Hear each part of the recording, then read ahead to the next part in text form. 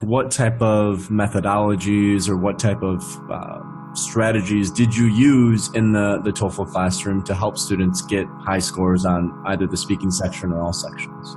A large part of the exam is very mechanical in the sense of there are specific things that the ETS is looking for when they're grading a speaking or writing response. And those specific, elements are, all listed on the independent and integrated speaking rubrics.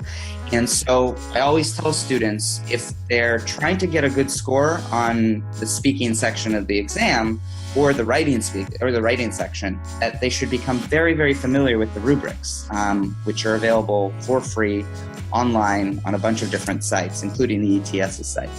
So that is the sort of the mechanical pieces that are very specific things that they're looking for. However, I would also say that the other half for particularly the speaking or the writing section is that your English does have to actually be at a certain level to score at a certain percentage.